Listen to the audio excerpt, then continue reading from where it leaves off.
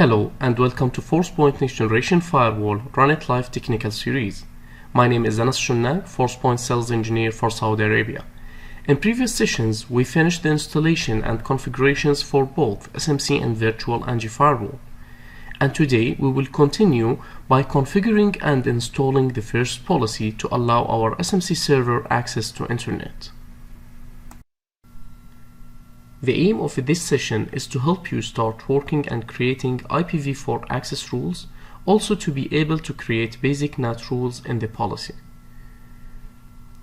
Another important area we will go through is the real-time logging feature, which is the most area we will work on when we configure, test and troubleshoot the system. Now going back to the SMC, we can see that the status of the firewall we have deployed is green. And if we click on the node, we can see that the interfaces, internal and external, are connected, while the DMZ interface, for example, is not connected because we did not connect it to a switch, to a virtual switch. Clicking on the cluster name, going to the write status pane, we can see more information like the version that's running on that NG firewall. Other informations are available as well. Now to access the policy, we have multiple ways to do that. We can see that the NG Firewall HO policy is the policy that we have configured.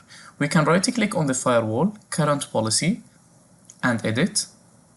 This is the first way, or we can view it as a view-only mode. We can go into configuration. If we right-click on configuration, open new tab, then go to policies, firewall policies. We can see the policy as well here. We can open it in read-only mode or edit mode. So this is the policy that we have. Now let's right-click and add rule. We can double-click as well. On the source, we can start typing the IP address of any network device. We will be typing the IP address of the management server.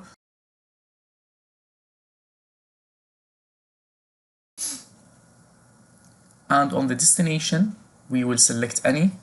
So we will allow the SMC to access anything on the internet. And on the services, we can start typing the service and the system will auto-complete this service. So we'll select the DNS. We will select the HTTP and HTTPS services.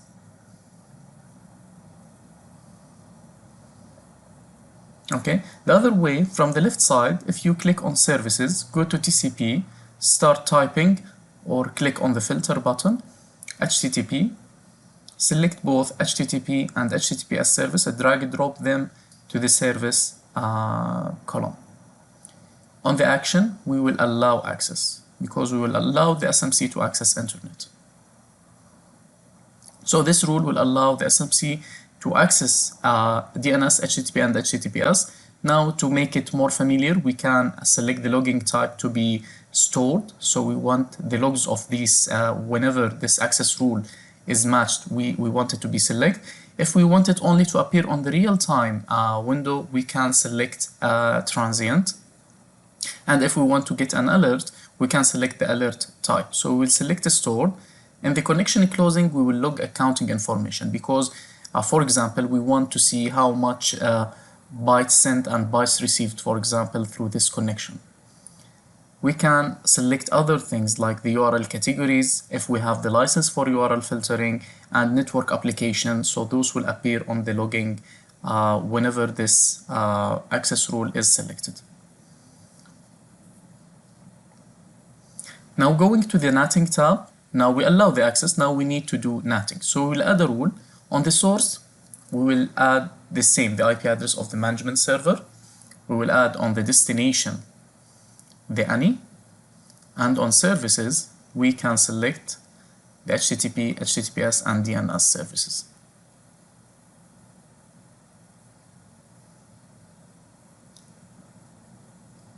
UDP, DNS, and here's the DNS service.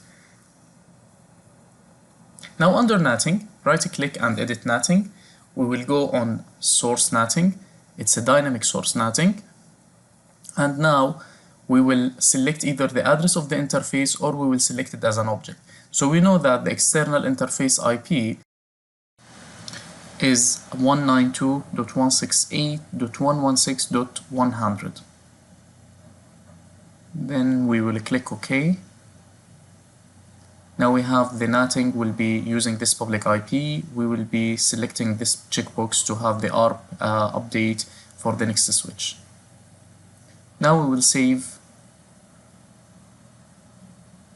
and let's go back and go do save and deploy to push the policy change to the NG firewall.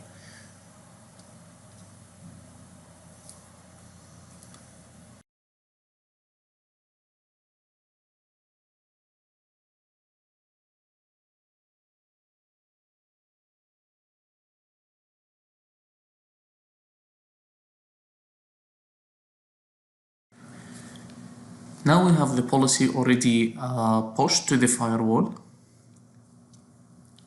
Okay, let's open a new tab and open the log view. We can click the play button to start the real-time logs. I will open the browser and try to browse the internet, and we can see the logs on the backside on the real-time log window. Just we need to make sure that we have the default gateway for the SMC server to be pointing to the internal interface of the firewall, and the DNS server to use, for example, 8.8.8.8, which is Google DNS. Now here we can, just once we click, we can stop and start browsing the logs. Easily we can add a filter, just drag and drop the source IP address to the filter pane. We can apply, so we'll only see the logs that matching that source. Now destination is the DNS server, and now we can see only the logs from the DNS server. I hope you have an informative session, and thank you for watching.